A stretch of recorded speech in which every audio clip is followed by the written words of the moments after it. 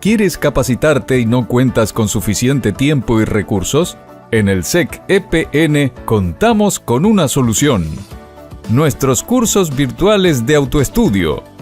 En temáticas empresariales, tecnológicas, de formación docente y ofimática. Nuestros cursos de autoestudio son gratuitos. Sin embargo, si deseas acceder al certificado, este tiene un costo de $30. Visita nuestra web y entérate más sobre fechas y cursos programados para el presente año. SEC EPN. Apoyamos el desarrollo de tu conocimiento.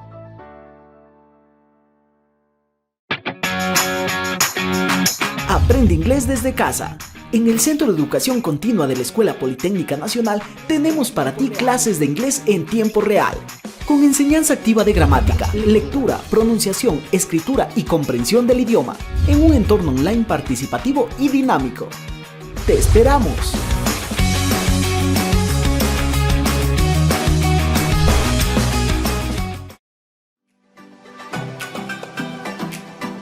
El Centro de Educación Continua de la Escuela Politécnica Nacional tiene para ti una oferta muy interesante de cursos en vivo, en temas administrativos, tecnológicos y de formación docente. En el horario seleccionado por el estudiante para recibir su curso tendrá una clase en vivo a través de una plataforma de videoconferencia. La clase se desarrollará de forma participativa y dinámica. En una plataforma virtual se alojará material de apoyo y receptarán las tareas. Aprovecha tu tiempo y mantente actualizado. ¡Te esperamos! Más información en www.sec-epn.edu.es. Síguenos en nuestras redes sociales.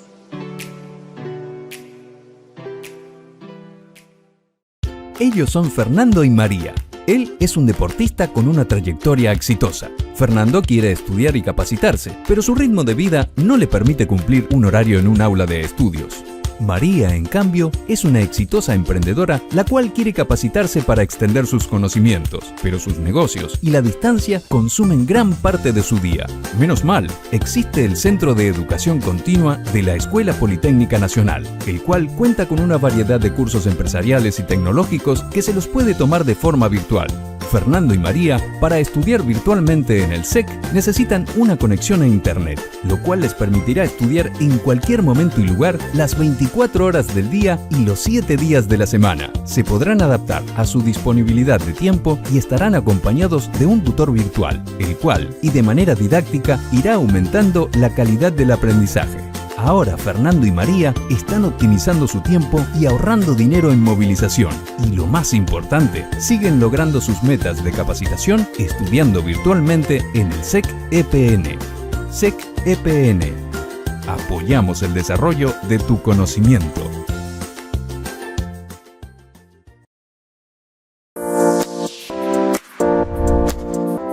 Canales de atención SEC EPN. Estimado estudiante, estamos atendiendo a través de nuestras líneas telefónicas, correos electrónicos, redes sociales, chat de la página web y Facebook. PBX 252-5766 www.sec-epn.edu.es. Facebook SEC-EPN. Unidad de Lingüística e Intercambios Culturales. Cursos de idiomas.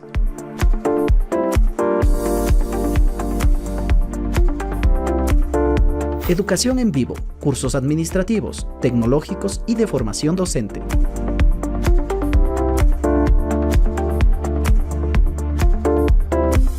Educación virtual, cursos administrativos, tecnológicos y de formación docente.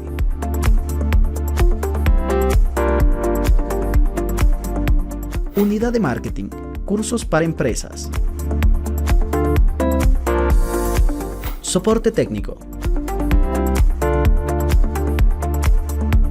Soporte cursos virtuales. Estamos gustosos de servirte.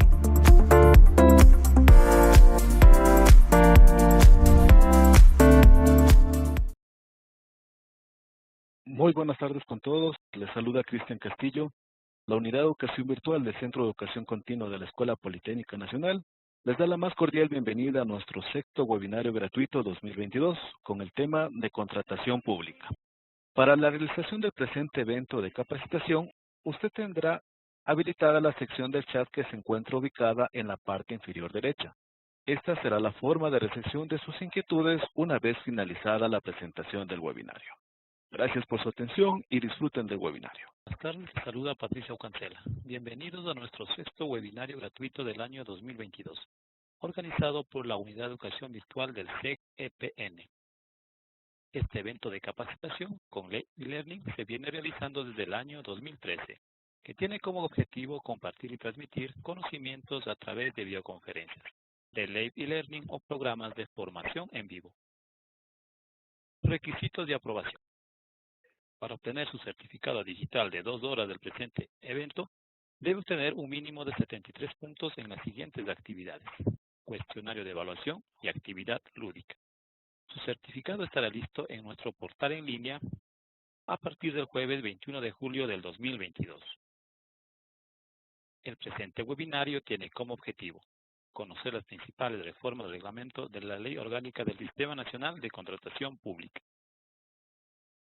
Ponente: Mario Fernando Sánchez Yepes. Formación profesional: Mario es ingeniero en sistemas informáticos, también magíster en administración pública, mención gestión por resultados. Experiencia profesional: ha trabajado en diversas instituciones públicas y privadas como experto en contratación pública, tutor virtual en varias instituciones y en el CEG-EPN, como experto de contenidos y tutor virtual del curso de contratación pública. En este momento le damos una cordial bienvenida a Mario, le damos paso para que inicie con su conferencia. Muchísimas gracias, Patricio, Cristian, gracias por esa bienvenida. Bien, un gusto para mí poder compartir en estos minutos con ustedes, en los cuales vamos a conversar respecto de un tema fundamental que en el último mes ha venido desarrollándose y ha venido generando mucha inquietud respecto de aquellas reformas principales introducidas en el nuevo reglamento general a la Ley Orgánica del Sistema Nacional de Contratación Pública. Reglamento que, a propósito, el Servicio Nacional de Contratación Pública desde hace algunos años ya nos venía con un tema pendiente de podernos entregar. Finalmente, después de algunos años, aparece este nuevo reglamento en el que también se incluyen cambios fundamentales en materia de contratación pública respecto de el incentivo a la participación de los proveedores en los procesos de contratación pública, el incentivo y el promover la transparencia, además, también en los procesos de contratación pública. En ese sentido, vamos a dar inicio y vamos a topar aquellos aspectos fundamentales que este nuevo reglamento de contratación pública recoge, de manera que podamos en un futuro profundizar mucho más respecto de estos temas. Entonces, demos inicio a este reglamento. Me deben estar escuchando bastante bien. Y si es que hay alguna duda, alguna inquietud, por favor, como bien lo decían en la presentación, al final de la conferencia vamos a dejar un espacio para poder tratar las dudas o inquietudes que ustedes tengan con relación a la temática propuesta. Bien, ¿qué es lo que vamos a revisar? Vamos a revisar la vigencia del nuevo reglamento general a la Ley Orgánica del Sistema Nacional de Contratación Pública. Vamos a ver las fechas principales en las que incluso el Servicio Nacional de Contratación Pública deberá incluir algunas reformas normativas complementarias a este reglamento, que las vamos a ir viendo más adelante, como por ejemplo son la expedición de modelos de pliegos, el desarrollo de herramientas informáticas que le permita trabajar de manera concordante lo que hace el sistema y lo que dice la normativa. Vamos también a revisar un poquito respecto a los cambios, respecto de la manera procedimental de los tipos de contratación, al menos los principales. Vamos a ver un poquito las definiciones que se incluyen dentro del nuevo reglamento respecto de las fases de los procesos de contratación, que antes no estaban en el reglamento, que únicamente se quedaban a nivel de manuales de usuario o también se citó en algún momento en la guía de buenas prácticas de contratación pública. Vamos también a hacer una pequeña revisión de la reforma a los procedimientos del régimen común, los principales cambios que se han dado en la subasta inversa, en la ínfima cuantía, en la cotización y en la licitación. Así como también de manera resumida los cambios de los procedimientos del régimen especial. así como algunas figuras que han aparecido ahora ya en el reglamento para lo que es la fase de ejecución de contratos. Entonces, la fase de ejecución de contratos ha sido ya normada y muchas de las cosas que se encontraban a nivel de codificación de resoluciones han pasado a ser parte ya del reglamento general a la ley de contratación pública. Finalmente, vamos a hacer un pequeño resumen y vamos a concluir con algunos aspectos importantes del curso que debemos considerar. Bien, en primera instancia vamos a referirnos a aquellos cambios significativos asociados con la publicación de información relevante que hoy por hoy se introducen en el reglamento de contratación pública. ¿Qué nos dice el artículo 14 de este reglamento? El artículo 14 del reglamento lo que nos dice es: entidades contratantes, ustedes como parte de la información relevante que deben publicar, transparentar en el Sistema Oficial de Contratación del Estado, el famoso SOCE, enlista varios documentos que antes las instituciones los publicábamos, los transparentábamos, pero que no estaban puntualmente indicados, que no estaban precisamente señalados. Hoy por hoy el CERCOP recoge una serie de documentos que tienen que ser publicados como información relevante dentro de los procedimientos de contratación pública en el SOCE. Y dentro de esta información relevante que tiene que ser publicada en el SOCE, aparece un documento que es clave en todo proceso de contratación, y es el informe de necesidad de contratación. Acá el CERCOP ya hace referencia a este informe de necesidad de contratación, que es el punto de partida de toda contratación, de toda adquisición, de toda compra.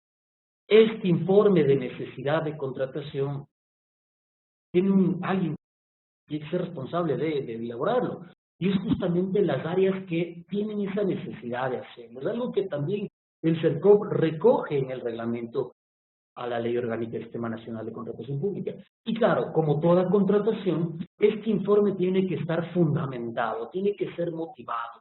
El Estado no puede comprar bienes, contratar servicios, obras o consultorías porque sí. Tiene que haber una justificación, y esa justificación está asociada a los objetivos institucionales de cada institución, de instituciones que sean parte del gobierno central, seccional, gobiernos autónomos descentralizados. Es decir, que las competencias que tiene cada institución para realizar procesos de contratación pública siempre tienen que estar orientadas a sus objetivos, a sus metas, a sus planes. Entonces, extrañamente, en algunas instituciones compraban cosas que nada tenía que ver con su competencia.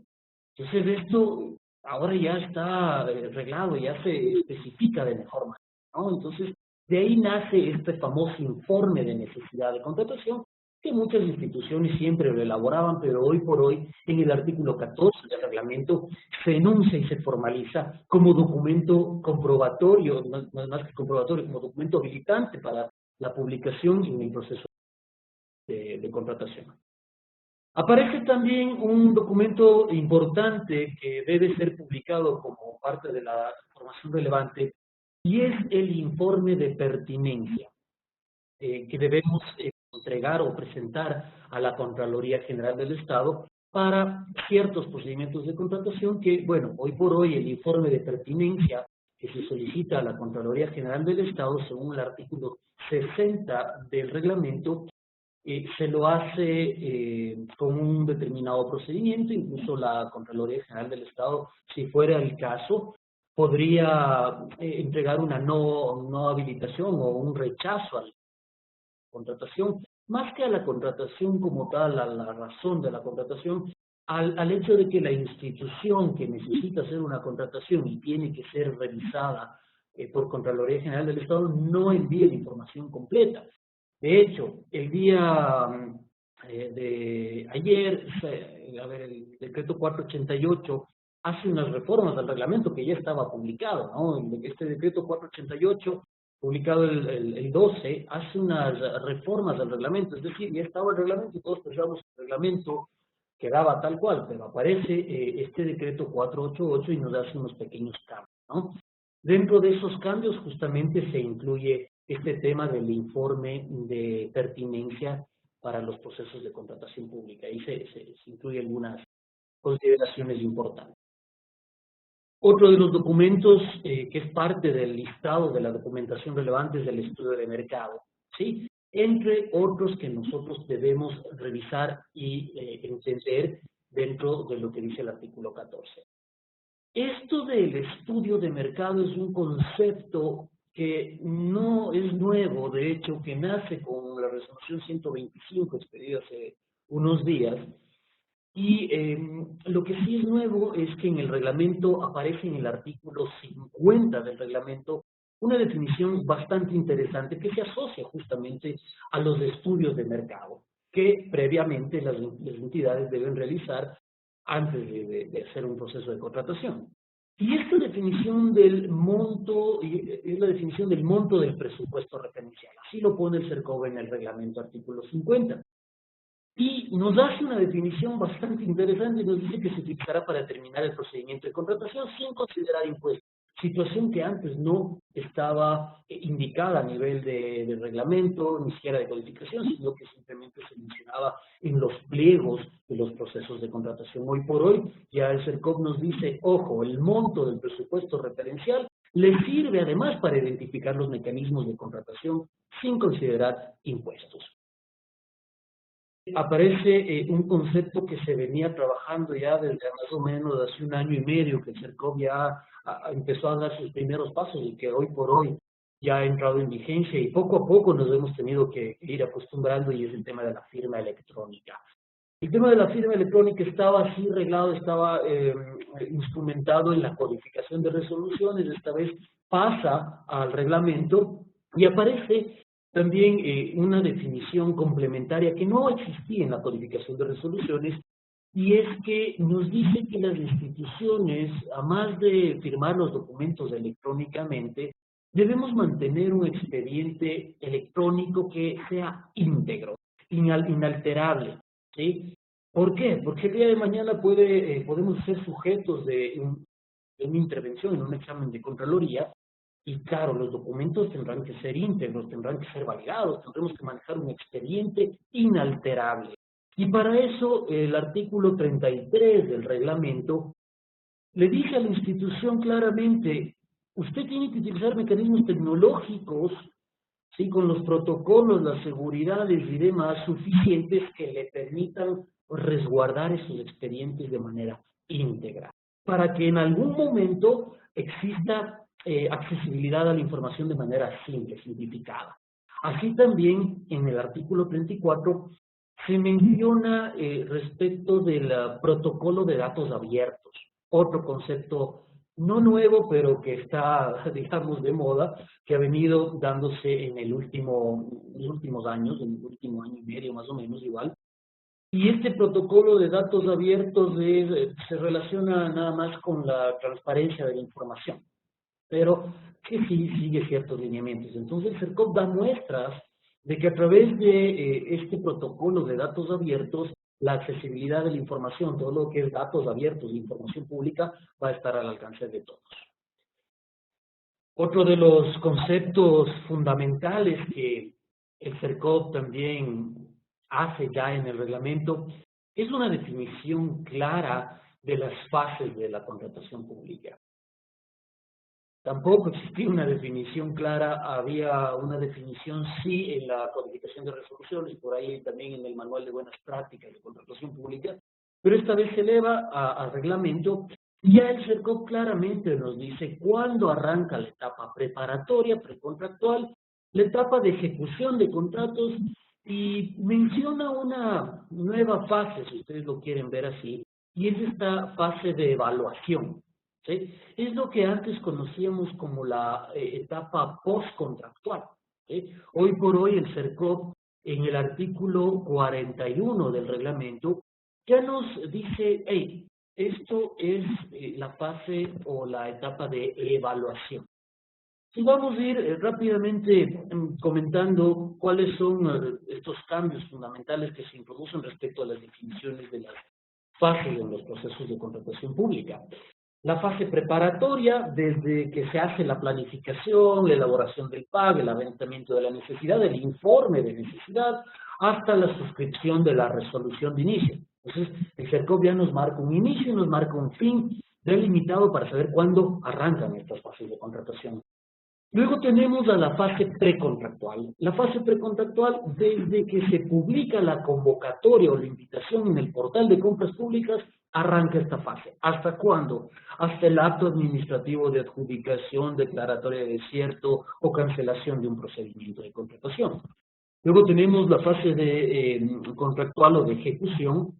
Esto ya es una vez que se ha firmado el contrato, en adelante hasta la recepción de los bienes, de los servicios, de la obra, de la consultoría, o si es que fuera el caso, en esas situaciones en las que se den terminaciones de contratos. Es decir, cualquier circunstancia o hecho que dé fin a un proceso de ejecución de contratos.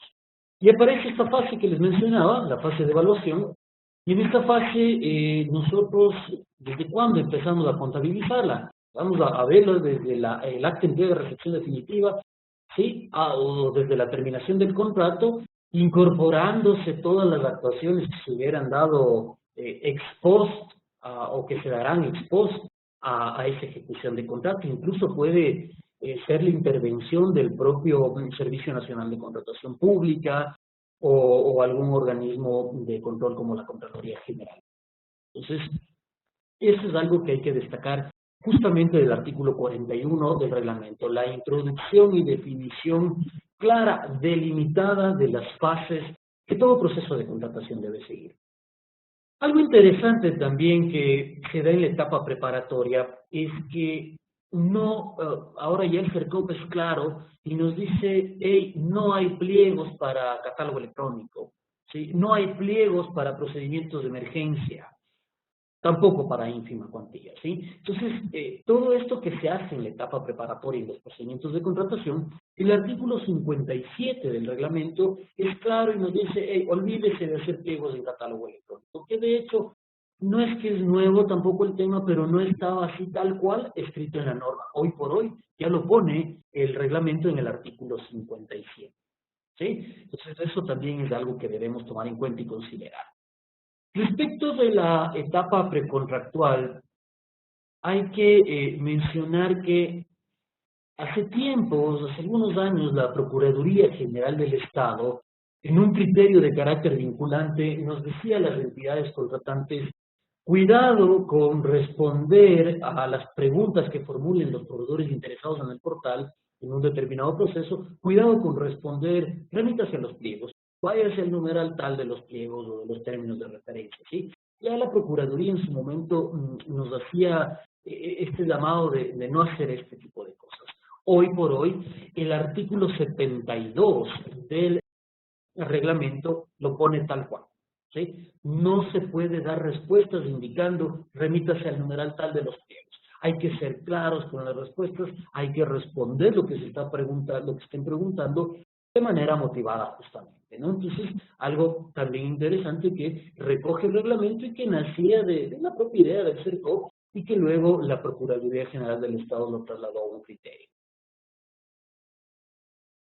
Otro de los temas también interesantes que son nuevos, con ciertos acápites ingresados en el artículo 58 del reglamento, es relacionado con las comisiones y subcomisiones técnicas en los procesos de contratación pública. Antiguamente, todavía está vigente el reglamento, el artículo 18 del reglamento actual, no del nuevo reglamento, sí nos dice en qué casos se conforman las comisiones técnicas para la etapa precontractual, sí nos dice en qué procedimientos también se conforman las comisiones técnicas, pero el nuevo reglamento hace ciertas precisiones que son bastante interesantes, como por ejemplo nos dice claramente de que en las comisiones técnicas actuará el secretario o la secretaria de la comisión, ¿sí?, sin ninguna responsabilidad.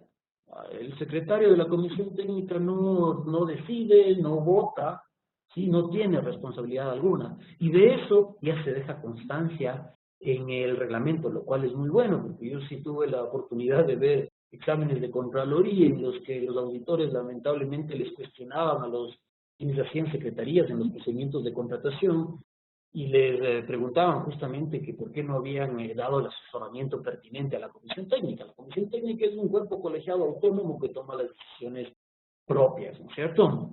Entonces, dentro de esto de las comisiones técnicas aparece temas donde el CERCOV nos dice, si usted es miembro de una comisión técnica, ¿ok?, no deberá intervenir en las demás fases de la etapa preparatoria, ni en la fase de ejecución contractual. Ahora sí es muy claro el CERCOV. Hace un tiempo las preguntas eran, hey, si yo soy miembro de la comisión técnica, ¿puedo aparecer como administrador de contrato? Hoy la respuesta es, cuidado, no, artículo 58 del reglamento, ¿no? Y este artículo 58 del reglamento, ¿sí?, tiene una concordancia totalmente directa con la norma de control interno 401.01. ¿Sí? La norma de control interno 401.01 recoge justamente lo que ahora en el reglamento se pone. De hecho, vale la pena mencionar que hay varias cosas que están en las normas de control interno de la Contraloría General del Estado que han servido de fundamento y que hoy se incluyen en el nuevo reglamento como justamente la que yo estoy mencionando. ¿Okay? Otro de los aspectos interesantes también respecto a las comisiones técnicas es que si un procedimiento se desarrolla sin comisión técnica, se designará un servidor para la intervención en la fase precontractual. Es decir, si el procedimiento no requiere la conformación de una comisión técnica, usted ya puede, más bien, designe a un funcionario para que se encargue de la tramitación en la etapa precontractual de ese procedimiento, ¿no? Situación que antes lo hacíamos, ¿sí?, como práctica de administración, pero que no estaba expresamente dicha. Ahora, el artículo 58 lo establece, ¿no? Si no hay comisión técnica, alguien tendrá que designar un funcionario de la institución para que intervenga en la fase precontractual. ¿Okay? Entonces, eso hay que destacar del artículo 58 respecto de las comisiones técnicas. Dentro de las definiciones de las fases de los procesos de contratación, quiero referir en este momento a la fase precontractual. Resulta que el nuevo reglamento en la fase precontractual también incorpora definiciones bastante interesantes y las vamos a recoger en esta lámina, ¿sí?, de manera resumida. En la presentación de ofertas que hacen los proveedores, sabemos que lo hacen con firma electrónica, nos dice ahora sí claramente, el CERCOV nos dice, ojo, usted en la fase de presentación de ofertas en este estado, tiene que revisar posibles vinculaciones que existan entre los proveedores participantes.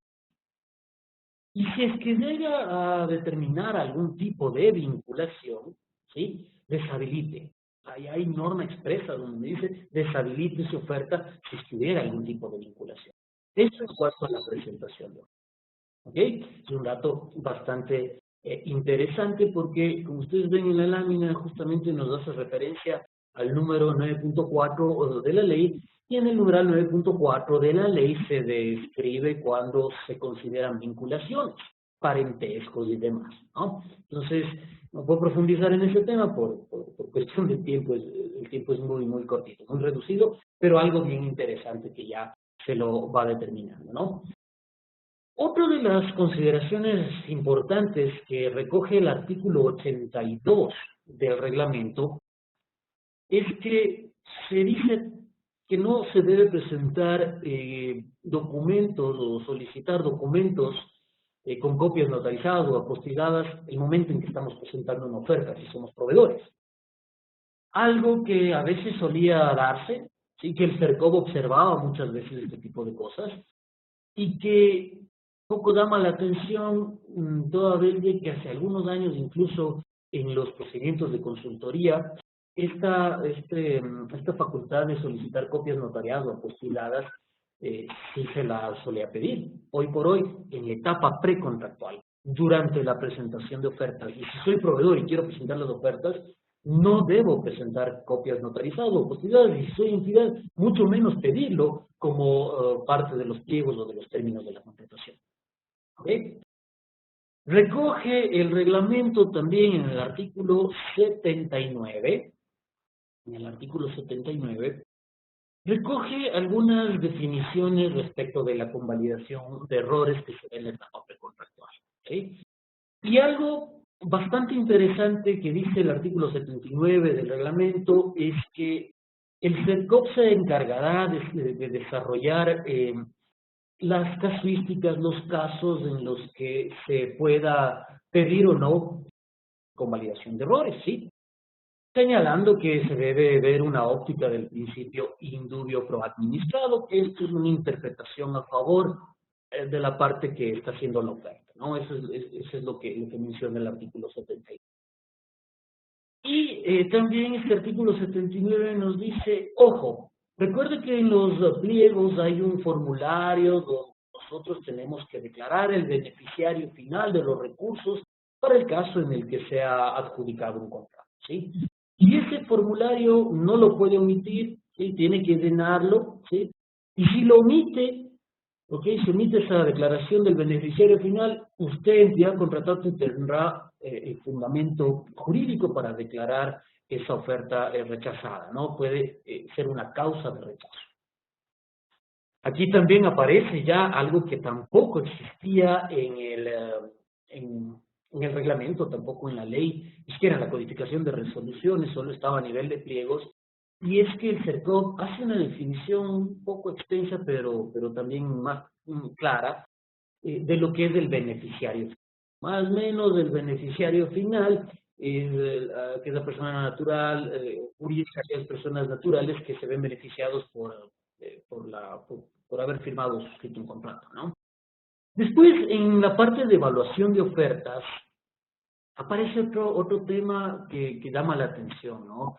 Y es el hecho de que el CERCOP nos dice, ojo, como parte de la metodología de evaluación de ofertas, usted tiene que chequear las inhabilidades de los oferentes participantes, ¿cierto? Y de sus socios accionistas para el caso de personas jurídicas, eso recoge el artículo 85. Y esto guarda estrecha relación con la disposición general séptima de la ley. Pero ahora el CERCOP es muy claro y nos dice, ojo, como resultado de la evaluación, verifique inhabilidades de los proveedores. Verifique las inhabilidades significa revisar, ¿sí? La comisión técnica, los profesionales designados tendrán que revisar que no haya algún tipo de inhabilidad, como por ejemplo morosos con el Estado, que es una de las causas fundamentales por las cuales se puede inhabilitar a uno de los proveedores. ¿Ok? Bien, listo.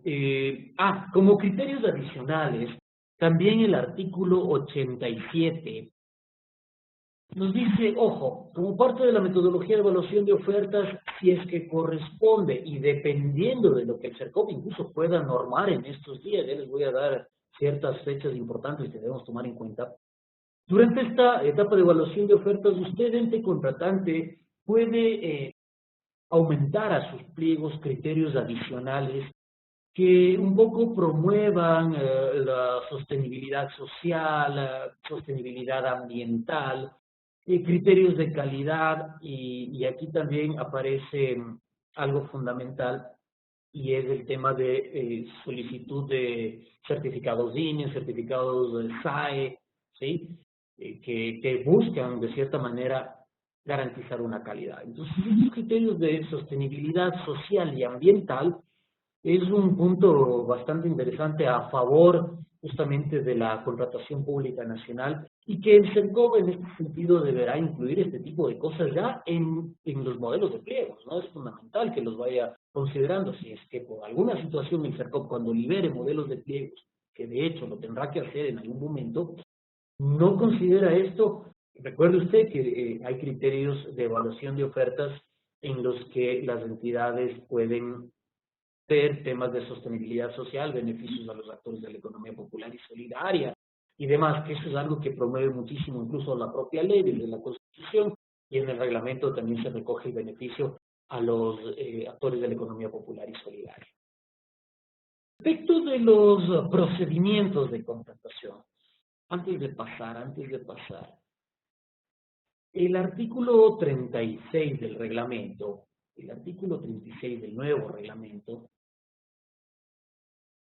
recoge tres condiciones generales para todos los procedimientos de contratación pública.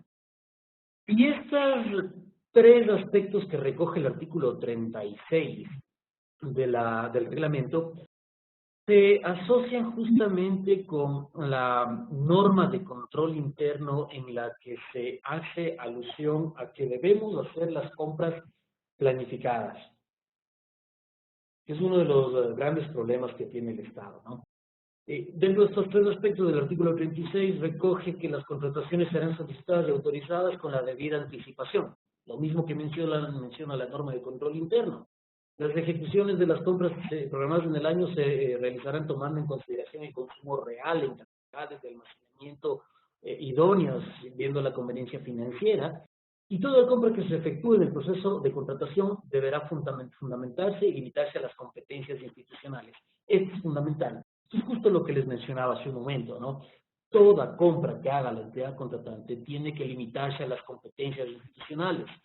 Si yo soy una institución que tengo mi competencia en el ámbito de las telecomunicaciones, por poner un ejemplo simplemente, ¿por qué tengo que comprar o contratar algo que nada tiene que ver con mi competencia, con mis objetivos, con mis programas, mis planes de acción? Entonces, este artículo 36 del nuevo reglamento, les invito a que lo revisen, es bastante interesante. Como les digo, recoge lo que decía la norma de control interno, ¿no?, respecto a la planificación de los contratos. Entonces, esto realmente es bueno, es bueno. Bien.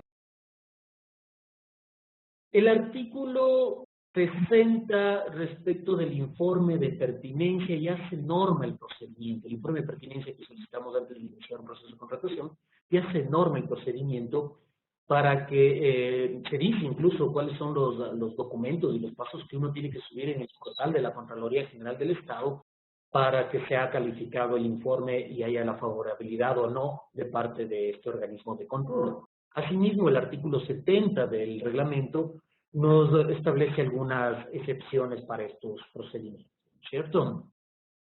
Ahora bien, vamos viendo ya los principales cambios que se dan en los procedimientos de contratación. En primera instancia, los procedimientos del régimen común, como las subastas, la ínfima, el catálogo, ¿sí?, han sufrido algunas variaciones bastante significativas.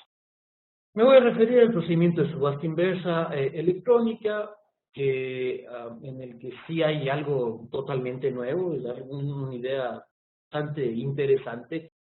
De hecho, es muy buena la idea, pero hay que ver cómo lo canaliza el SERCOP, porque el SERCOP, acompañado a esta definición que ya les voy a comentar, tiene que arreglar, tiene que normarse estos aspectos. Artículo 138 del reglamento, del nuevo reglamento, ¿no es cierto?, nos dice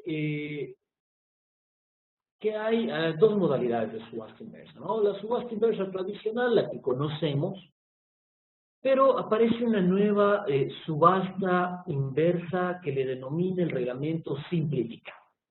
Ya voy a explicar de qué se trata esta subasta simplificada.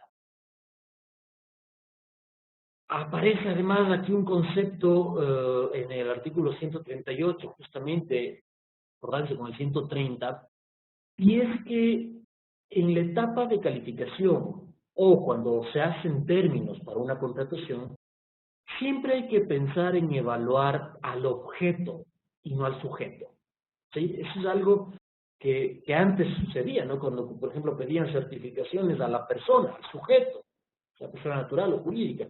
Entonces, esa no es la idea es pedir condicionamientos, pedir requerimientos al objeto, no al sujeto. Entonces, esa es una definición súper importante que aparece en el reglamento y que hay que considerar y tomar.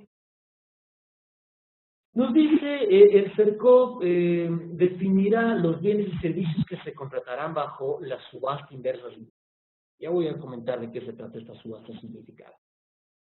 Pone unas reglas generales de ambas subastas, la tradicional y la simplificada, y nos dice, cuando sean subastas simplificadas, SERCOP, usted definirá cuáles serán esos objetos de contratación que se realizarán a través de esta subasta simplificada, ¿sí?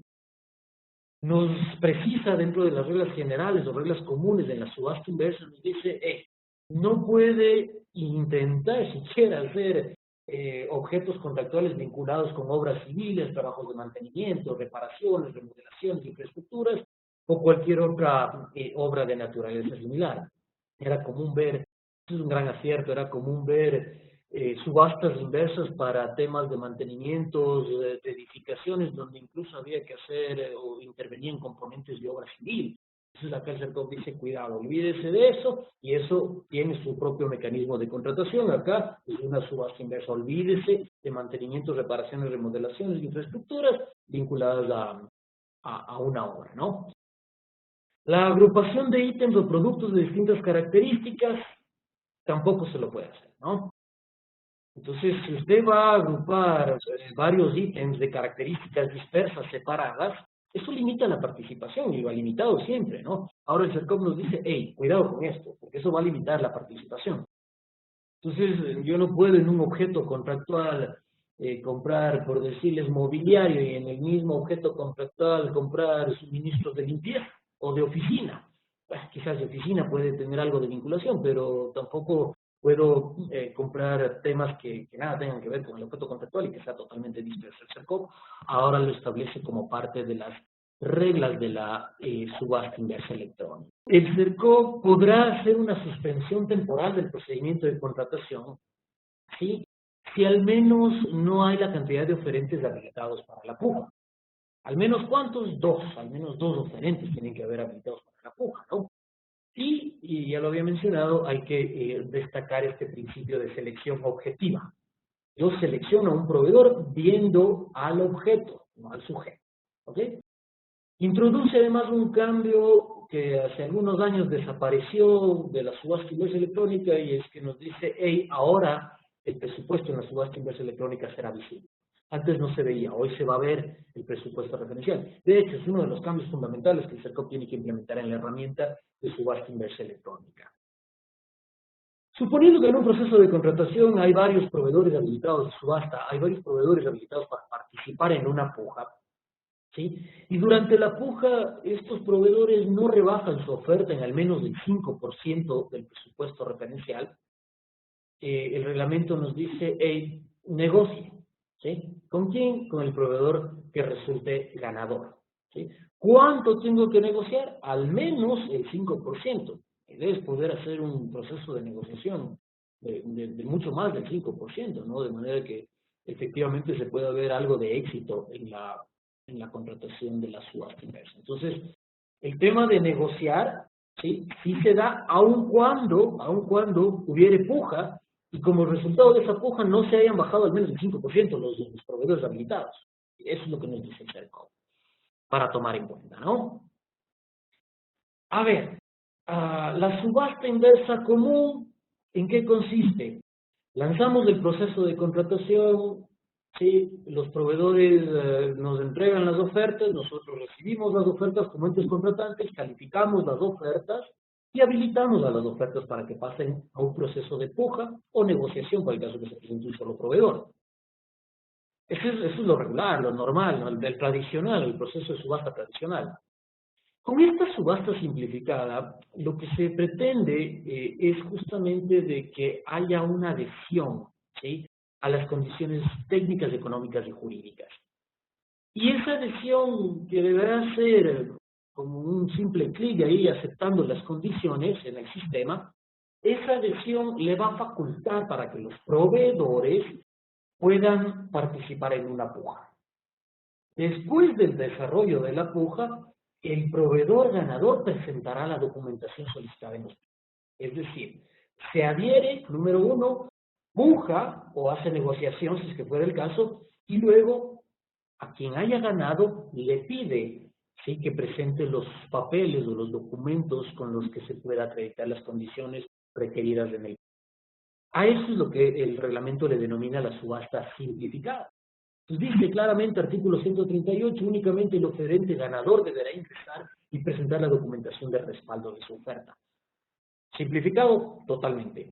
Antes revisábamos 10 ofertas y de las 10 ofertas teníamos que evaluar a las 10 ofertas. Resulta que de las 10 ofertas solo cumplían 2 y había discrecionalidad totalmente, ¿no es cierto? Había discrecionalidad totalmente. ¿Qué pasa hoy día? Hoy día con esta subasta simplificada, o sea, el día de mañana ya cuando funcione la subasta simplificada, vamos a pujar 20, 30 proveedores y solo el que gane me presentará la oferta, me presentará los documentos para poderlos revisar, ¿sí? Aquí el CERCOP también deberá precisar ciertos aspectos de carácter normativo para el desarrollo de este tipo de subasta simplificada, ¿ok? El reglamento es claro y dice, oye, bueno, y si me presenta la documentación aquel proveedor que resultó ganador y no cumple, chao nomás. O sea, si no cumple, adiós proveedor, me voy con el que sigue en orden de prelación según la puja que se haga, ¿cierto? ¿Qué va a hacer el CERCOP a mediano y largo plazo con esta información? Y lo va a usar como insumo para ver cuáles son las contrataciones que se desarrollan a través de subastas simplificadas. Y con eso podrá luego construir convenios marco para alimentar ese catálogo electrónico. Hay algo que menciona justamente el reglamento respecto de este tipo de subasta. Y es que si es que la subasta tiene un cierto grado de complejidad, olvídese de hacerlo simplificado. Vaya por una subasta regular, ¿cierto? Entonces aquí es donde el CERCOP se tiene que precisar cuándo y cuáles serán aquellos objetos de contratación sobre los cuales se puede hacer una subasta simplificada, ¿sí? Entonces, ojo con eso. En eso consiste la subasta simplificada, un concepto totalmente nuevo, totalmente inédito, incluso que no había antes en la normativa del Sistema Nacional de Contratación. Respecto a los procedimientos de menor cuantía, hasta hace 5 días decía, ojo, en las menores cuantías se va a invitar a la provincia. De hecho, en la presentación dice provincia, ¿no? El reglamento nos cambió ayer, ¿sí? Entonces decía la provincia. El decreto 488 aparece y dice, y no es a la provincia, es a la circunscripción cantonal. Es decir, se sigue manteniendo un concepto de la menor cuantía tradicional en la que se invita al cantón y luego al nivel provincial, ¿sí? Cantón y provincia, esos son los niveles de invitación en ese orden, ¿no? Sí, bueno, el tema de adhesión en los procedimientos de menor cuantía sigue existiendo, ¿sí? Y en los procedimientos de menor cuantía de obras tiene que haber al menos 2 ofertas habilitadas para que efectivamente se dé un sorteo, que eso es algo que sí lo contemplaba este procedimiento de menor cuantía, ¿no? El sorteo de aquellas ofertas que se encuentren habilitadas para el caso de obras. Ahora, ¿qué sucede si no hay 2 ofertas?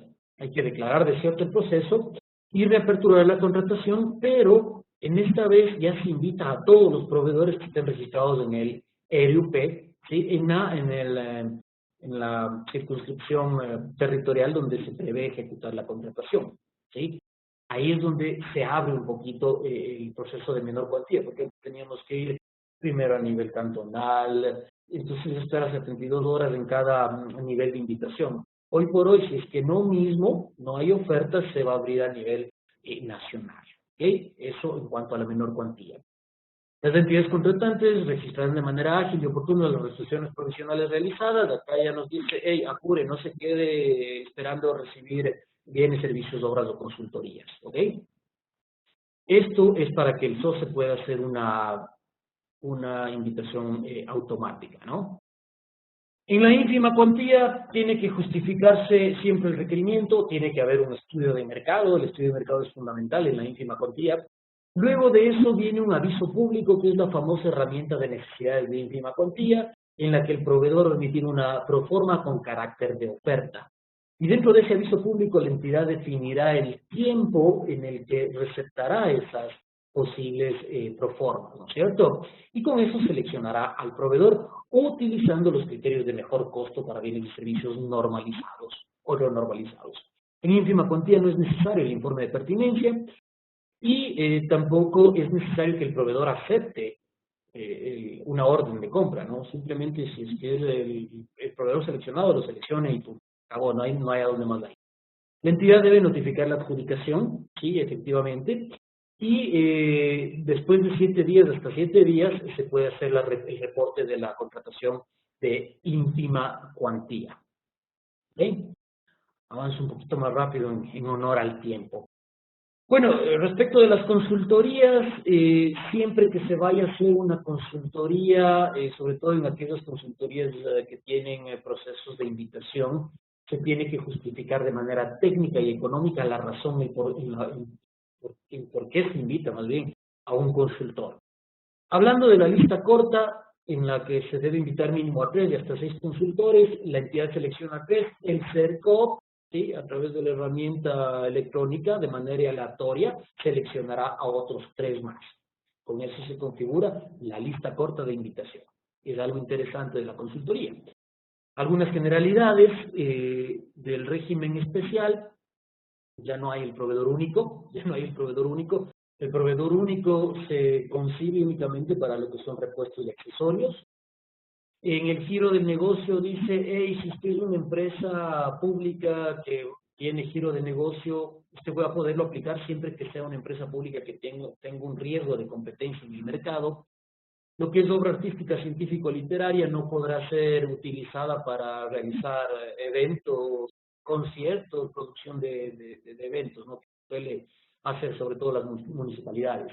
Asesoría y patrocinio jurídico, desaparece la figura de consultas puntuales y específicas, y en su defecto aparece, apegados también a un criterio de procuraduría, un informe de talento humano en el que se justifique la falta de profesionales. Es decir, si voy a hacer un régimen especial de asesoría y patrocinio jurídico, debo justificar a través del informe de talento humano de que no hay profesionales que conozcan o en el área que estén en la capacidad de poder hacer una asesoría y patrocinio jurídico.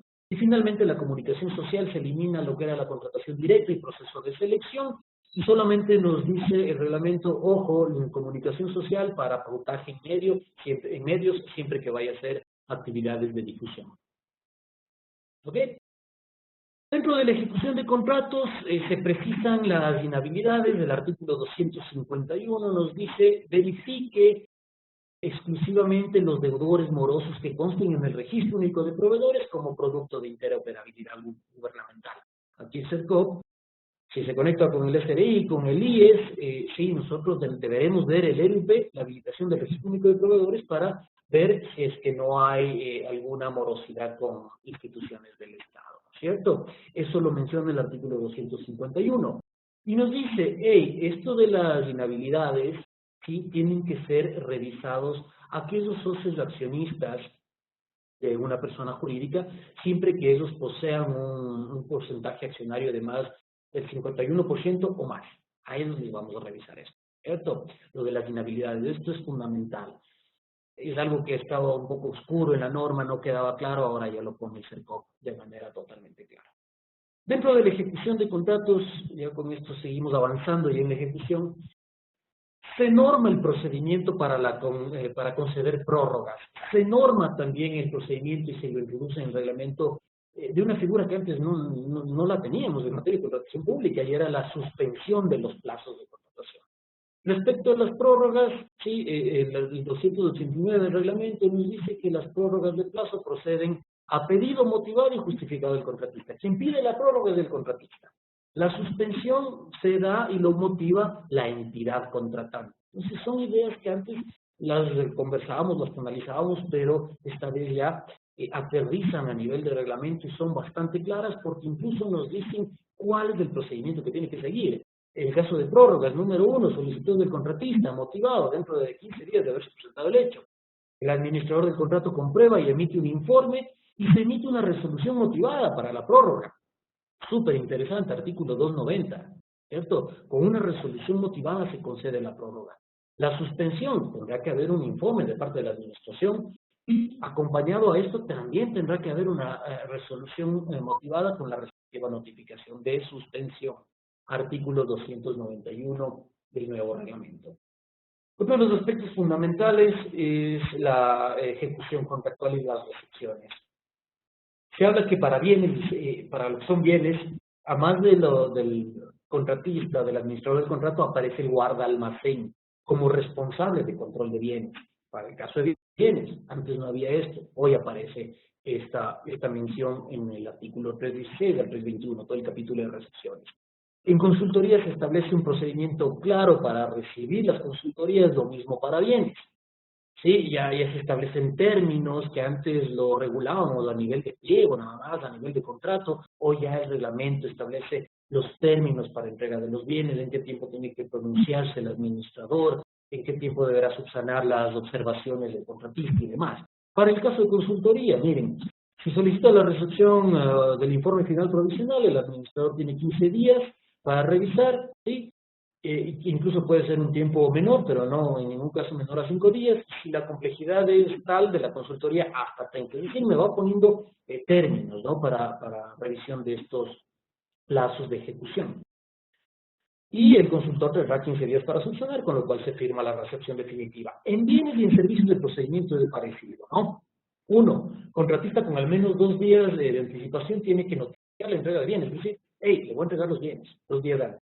Y el administrador dispondrá de 10 días para la recepción. ¿Sí?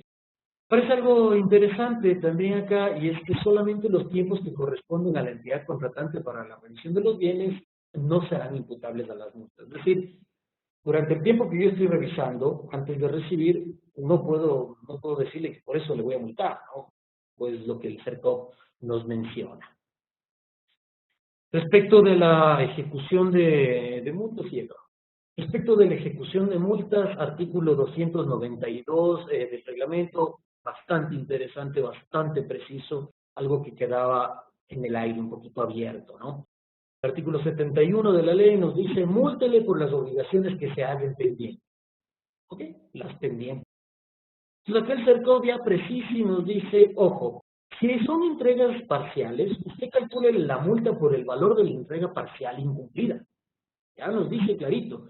Si es un contrato de trato sucesivo de 12 meses, yo le tengo que multar por el mes en el que hubo el incumplimiento en esa recepción, en la recepción que sea del caso. Y en obras nos dice, la multa se calcula de conformidad con el retraso injustificado imputable a la planilla que corresponde. Si hay un retraso en esa planilla, múltele en esa planilla, ¿no? Y otra cosa, ¿no? Ya no nos podemos quedar ahí esperando, a ver si algún rato le notifico, le multo. Hay que seguir un proceso para multar, hay que respetar los tiempos, los plazos que el CERCOP determina. Se tiene, o se puede, aparece un término interesante, ¿no? El CERCOP dice, usted puede tipificar las multas para cada caso, ¿sí? Siempre que sean razonadas, ¿no? Y las multas en ningún caso podrá ser menor al 1 por 1000 del valor del contrato, ¿sí? El artículo 293, ya con esto estoy casi concluyendo, la verdad es que el tiempo es bastante corto.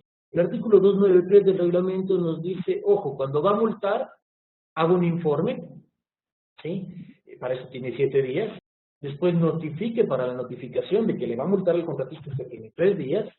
El contratista tendrá 5 días para defenderse y después de esto el administrador del contrato impondrá la multa. ¿Cómo lo impone? Con un acto administrativo. ¿Sí? Entonces ya el CERCOP va arreglando, va normando cosas que antes quizás como parte de la administración, de las buenas prácticas las realizábamos, pero que no había claridad en la normativa. Hoy por hoy el CERCOP ya norma esto, pone en el reglamento y realmente es un punto positivo, ¿no? Para la contratación pública ecuatoriana. Bien, bueno, en virtud de la cantidad de cambios que aparecen en este nuevo reglamento, en esta hora lo que se ha querido más o menos es recoger los principales cambios que se dan y invitarles a que puedan también continuar con la revisión del reglamento, que es extenso, pero lo que se ha querido durante esta hora es ver estos cambios fundamentales. ¿Cuándo va a entrar en vigencia ya el nuevo reglamento? El nuevo reglamento va a entrar en vigencia, aquí les voy a mencionar unas fechas importantes que debemos tomar en cuenta. Sí, bueno, nos dieron un mes más para continuar con el estudio. Sí, el 20 de agosto entrará en vigencia ya el reglamento. El CERCOP deberá emitir normativa secundaria hasta el mes de diciembre del 2022 y deberá adaptar las herramientas electrónicas del SOCE hasta el 15 de febrero del 2023. Eso como datos interesantes que debemos considerar. Bien, entonces dejamos un espacio para conocer si hay dudas e inquietudes. Gracias, Mario, por su ponencia. A continuación tenemos un espacio destinado para que puedan resolver sus dudas e inquietudes con respecto a la temática del webinario. Pueden Pueden intervenir con sus preguntas a partir de este momento a través del chat. Nuestra primera pregunta. En forma general, entre un servicio de contratación de obras, ¿han cambiado los pasos para hacer este proceso? De manera general no hay mayor variación, con excepción de la menor cuantía que se menciona de que tiene que haber una habilitación de al menos 2 proveedores para que haya sorteo. De manera general, los pasos no es que cambian, ¿sí? Se siguen manteniendo. En obras hay que señalar que todavía se mantiene el hecho de que ciertos parámetros de equipo mínimo, personal, se evalúan de manera posterior en la ejecución del contrato. Básicamente lo que se va a ver en obras, al menos en menor cuantía, será el cumplimiento de la experiencia como tal. Nuestra siguiente pregunta. ¿Por qué motivos me pueden descalificar en un proceso de contratación pública en servicios de alimentación? Bastante extensa, bastante abierta. De hecho, hay algunas razones de descalificación. Los modelos de pliegos del SERCOP hoy por hoy establecen algunas razones de incumplimiento de especificaciones técnicas, si por ahí hay algún tipo de vinculación, incluso si se encuentran algún tipo de inhabilidades, si la oferta es condicional. De hecho, hay algunas causas por las cuales se pueden rechazar una propuesta, ¿no? Agradecemos la intervención de Mario en nuestro sexto webinario gratuito del año 2022. Para finalizar, les extendemos la invitación a participar en nuestros cursos ofertados por el SEG-EPN. Para mayor información, le invitamos a visitar nuestra página web www.segepn.edu.es. El SEG-EPN apoya el desarrollo de su conocimiento. Gracias por su participación. Esperamos que haya sido un gran aporte para su desarrollo profesional. Para obtener su certificado digital de 2 horas del presente webinario, usted debe cumplir con los siguientes requisitos. Cuestionario de evaluación y actividad lúdica. Su certificado estará listo a partir del 21 de julio de 2022 en nuestro portal web www.segepn.edu.es. Muy buenas tardes y nos vemos en el siguiente webinar. Muchas gracias por la participación de Mario. De igual forma, agradecer la asistencia de todos ustedes y será hasta un próximo webinario. Muchas gracias y que tengan una excelente tarde.